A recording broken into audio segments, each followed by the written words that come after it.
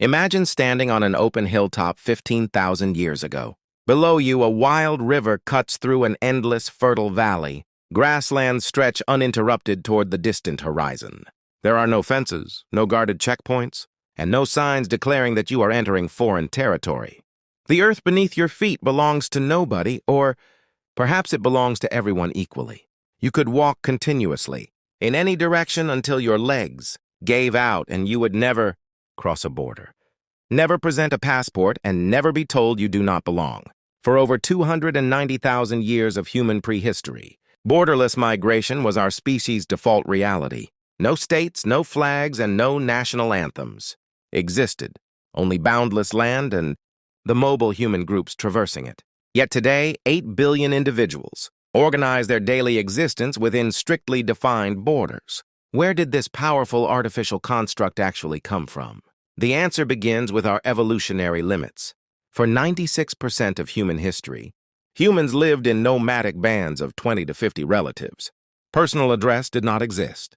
You belonged to a family, not a plot of dirt. In 1992, evolutionary psychologist Robin Dunbar revealed that the human brain possesses a hardwired cognitive ceiling of roughly 150 stable relationships. Below this threshold, communities govern through direct reputation, mutual familiarity, and informal social pressure. Above 150 individuals, direct social memory collapses. You cannot track thousands of personal debts or rivalries. To unite populations beyond this biological barrier, humanity had to invent an entirely new social architecture.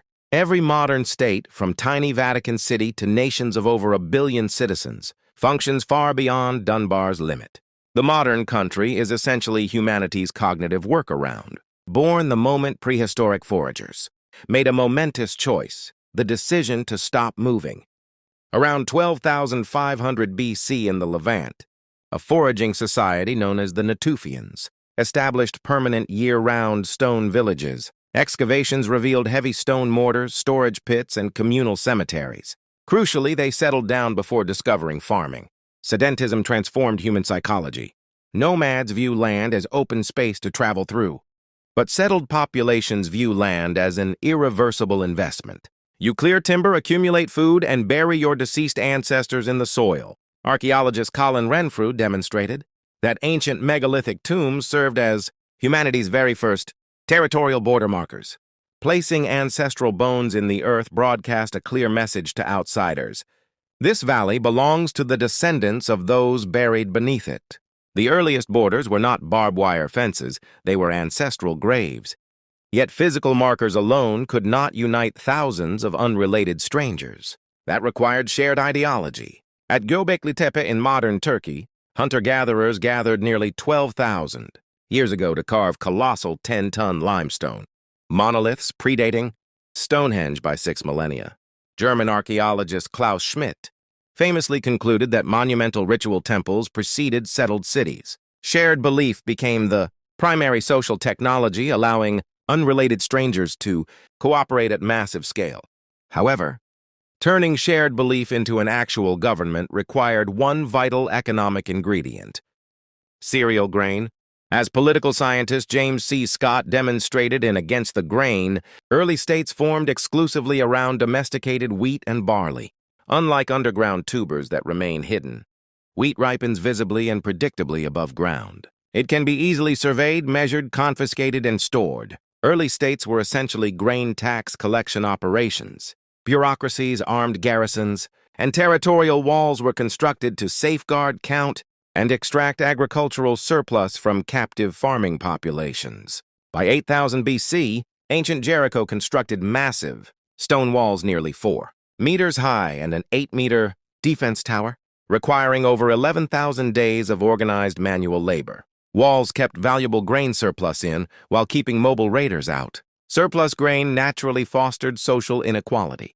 Excavations at prehistoric granaries demonstrate that whoever controlled food storage held absolute, coercive power over the community. Early egalitarian leveling mechanisms, such as mockery and gossip, were replaced by hereditary ruling elites and monarchies. By 3500 BC, the world's first true metropolis emerged in Mesopotamia, the ancient city of Uruk, housing over 50,000 citizens. Governing tens of thousands of strangers rendered informal memory useless. To solve this crisis, Mesopotamians invented the first writing system, proto-cuneiform. Crucially, early clay tablets were not inscribed with epic poetry or religious prayers. Over 85% were bureaucratic tax receipts, grain distributions, and ration rosters. Alongside writing, standardized clay ration bowls were mass-produced to distribute fixed daily food payments to labor crews. The state was literally built upon accounting paperwork. Soon, competing city-states began clashing over farmable territory. Around 2500 BC, the rival Mesopotamian city-states of Lagash and Umma fought a bloody war over a fertile border, territory called the Gu Edina. King Eannatum commemorated his victory with the famous Stele of the Vultures, depicting marching infantry and etching divine curses against anyone who crossed the newly surveyed boundary. Discovered in 1881, it stands as humanity's oldest documented political border dispute. It is astonishing that every passport control checkpoint today traces back to ancient Sumerian grain accounting and carved border stones. If you find deep historical origins like this captivating, tap that subscribe button. It really helps the channel uncover more untold history. The administrative machinery of the modern state was officially running. How did scattered city-states coalesce into giant nations? In 1970, anthropologist Robert Carnero published his influential theory of environmental circumscription. When expanding agricultural populations are hemmed in by harsh deserts, mountain ranges, or oceans, competing groups cannot simply migrate away during resource conflicts. Defeated populations are forcibly integrated into the victor's political structure. Villages fused into regional chiefdoms, chiefdoms merged into kingdoms, and kingdoms expanded into vast territorial empires. Archaeological excavations at Jebel Sahaba in Sudan and Nadaruk in Kenya reveal horrific prehistoric massacre sites, proving that lethal collective conflict over strategic resources occurred thousands of years before formal cartography existed. In ancient Egypt around 3100 BC, the Narmer Palette recorded the violent military unification of Upper and Lower Egypt under a single sovereign crown. Yet ancient empires were not modern nation-states. They were personal dynastic domains ruled by conquerors. The transformation from personal allegiance to territorial statehood took centuries. Legal historian Henry Maine observed that human civilization evolved from status-based kinship obligations into contract-based territorial legal systems. The definitive birth of modern international relations arrived on October 24, 1648, with the Peace of Westphalia, ending devastating European religious wars. The treaties established state sovereignty, the legal principle that every recognized state maintains exclusive authority over its internal territory and borders. Our current global framework of 193 sovereign nations is based directly upon principles written less than 400 years ago. For a species that has roamed the earth for 300,000 years, the modern state system was invented essentially yesterday. While Westphalia created the legal framework of borders, human culture had to invent the emotional glue to hold them together. Modern nationalism. In his landmark work Imagined Communities, Benedict Anderson explained that nations are inherently imagined constructs.